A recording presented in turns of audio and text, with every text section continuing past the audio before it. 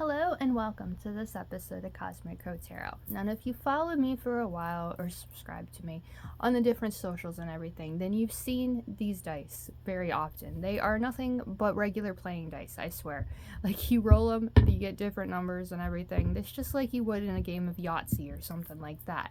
But I always pride myself in having this added to my tarot readings. Like, if you receive a personal reading from me, I call it the tarot trifecta. Not only will you get that description of the card, and I mean, when it comes to a description, I'm also very proud of myself, and I pride myself on making them as descriptive as possible to give you as much information as I possibly can. That's why it's not just the description of the cards. It's about the astrology too, and the numerology. If you've watched my videos, and I'll put the link to the playlist in the description below for my astrology edition videos that have like the different cards related to the different zodiac signs and everything. And I do promise that I will have one about the planets and everything, because the Magician, for example, the Magician is not a zodiac sign, it is Mercury. Venus is the Empress, Mars is the Emperor, that kind of thing. I will put that in, I will make that video coming up in the next few weeks, probably in the next few months at least, so you can watch that. But today we're talking about numbers. Numerology is a huge part of life. It's one of the first forms of divination and being able to, connect with the powers that be, like from the beginning of time. Nikola Tesla, one of the greatest minds of the 20th and 21st century, just as an example, he said if we knew the secrets or the magic of the 3, 6, and 9, we would have the keys to unlocking the entire universe.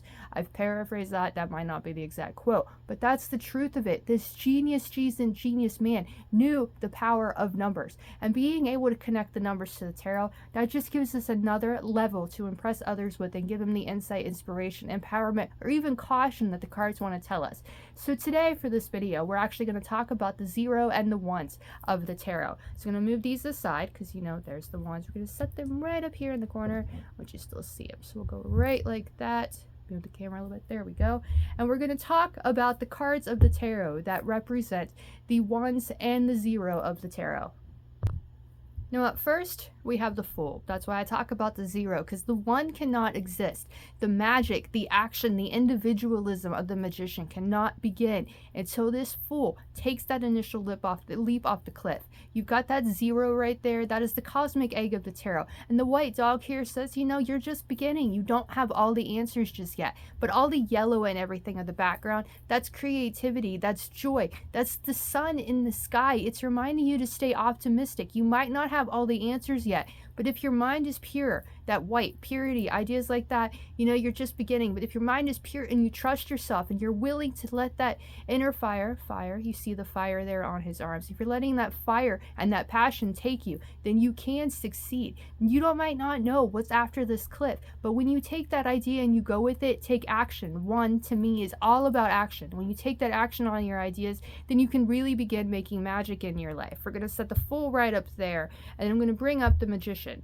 The Magician, again, is the card of action. Taking those ideas, bringing those ideas. You see how the candle, the wand up here, well, the wand's here too, so I'm not exactly sure exactly what that candle is. I still think that's passion and just believing. So you take those ideas, as above, so below. You take those ideas and you bring them down into reality. That yellow continues. You see that yellow right here. So you have all of the stuff you need on that table. So even if you don't have all the ideas, this is the card I call the fake it till you make it. You've jumped off that cliff, you've taken your ideas and you've ran with them, taking like this unknown, taking this idea that you've never done before, hatched open that egg and began something new. Therein was the Magician, which leads us to the cards related to these of the major arcana. We've got all these symbols right here, and all those symbols are related. I'll set this card aside, we'll get to that in a minute, but all the cards are related to it. There is the Ace of Wands. You see the wand right there on the table. You've got the Ace of Cups right there. The cup is right there on the table. Then you have the Ace of Swords. Right there is the sword. Right there is the sword on the table. And of course, last but not least, the finances, the money, the focus, the groundingness, to remain focused and dedicated to what you're working to achieve, whereas the Ace of Pentacles. Now, the reason I have the Fool and the Magician up here is because I think they both relate to these aces. Now, a lot of people say that the aces of the minor arcana are only related to the Magician up there, bringing those ideas into reality. But Each of these cards, you can see it here, all of them show something similar. A hand coming out from a cloud. There is the cloud, there is the cloud, and the cloud. So all of this represents, look closely up here with the Fool, if you can see that. You've got all the clouds over here. So all of these ideas, they had to come from the nether. They had to come from the powers that be, or even just our own minds. We have to take action on those ideas, take that initial leap into the unknown to grow up. We don't have all the answers when we have these aces, but these aces, this one represents the idea to take action on it. So we take these ideas just like the magician says, as above, so below. These ideas are being given to us and we take action on them. That's all about the number one. That's the beginning of numerology, and that's how I see it. I'm sure, like Ronald Reagan, when he was using numerology when he was in office and he was making decisions and stuff with that, he probably was a lot more gifted with the numerologist that was doing it for him. He was probably a lot more gifted than I am with it, but this is how I do it. I relate the numerology to the tarot cards, so that way it's all connected. And very much like the Fool right there with his clouds and everything, he doesn't have all the answers, but he has that passion, he has that just that desire to go after his ideas. He's taking these elements, you've got the wands, so he's taking that inner fire, he's taking that emotional joy that it gives him, he's taking that mind and trusting his mind, and he's remaining grounded, and he's focused on that material goal that he has. He's taking action on those ideas, and that's what the one is all about. Now there's another card, of course, of the major arcana that I want to mention as well, because it combines this Fool with the magician, but technically it's the magician before the Fool, because you've already taken action on these ideas before. You've taken those chances. You've been a fool in the past. So you can absolutely be a fool again, taking action on those ideas and starting all over. That's how life works. When you finish one chapter of your story, you spin the wheel and you begin the next. This is the completion of the first part of the major arcana with the 10, because with numerology, we only have the numbers 1 through 9, because every single number, no matter how high that you get up to infinity, will always reduce to a single digit. So you have 1 through 9. This is the 10, so it starts over. But all of that knowledge, all of that wisdom, when you've taken your ideas you're passionate about, when you've taken the ideas that emotionally fulfilled you, when those logical mind ideas that just went, aha, like a light bulb is going off in your head, those ideas, when you've taken action on them and you've grown them, the money-making ideas that you've taken action on and you've grown then, all of those experiences are with you, giving you the ability to spin the wheel and begin again. You have all the fixed signs of the zodiac surrounding that Wheel of Fortune there, and you've got the Wheel of Fortune with all these like archaic symbols and everything, showing all of those experiences, lessons, and wisdom that we've accrued in the past, not only in our own lives, but the lives like of our past lives and ourselves, and the lessons of humanity as well. All of those experiences are with us to give us that confidence to begin bringing our ideas into reality again. So whenever the run of the roll of the dice comes up, whenever an ace comes up, whenever the magician or the Fool comes up, it's telling you to trust those ideas and take action on them. Of course, this is just the beginning of the numerical sequence. There is so much more to learn, to experience, to take with us so we can make our lives what we want them to be. That the 1, the initial action, and the 0, the cosmic egg of the idea we're taking action on, you know, that's just the tip of the iceberg. That's the first step in the process.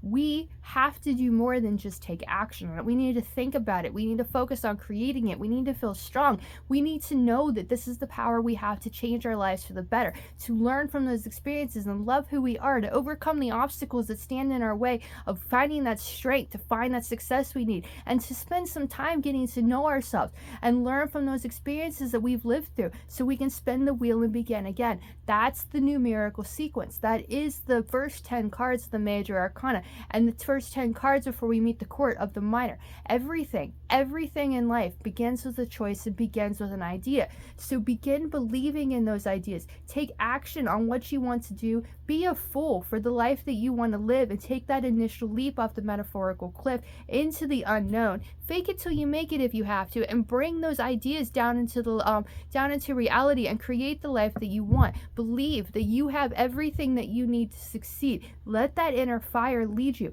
Let those emotional things just fill you with joy and make you smile and want to get up and greet the day. Trust your mind and take those ideas and believe you could find victory with those ideas that you have. Stay grounded, stay focused, and know that these ideas can help you find financial success, can help you find material happiness, and buy all those things that you really want to appreciate, like tarot cards and stuff like that. And know that once you do that, once you learn from that experience, then you can do it again. You can spin the wheel. Believe that the luck and good fortune is with you because you've learned from those experiences of your past. You've learned from the things that you've done, that you've worked hard to achieve. You've got it all within you. And the tarot cards, that is just the universe, God, spirit, your higher self, guides, however you choose to see it. That is just their way of communicating with you that you are enough.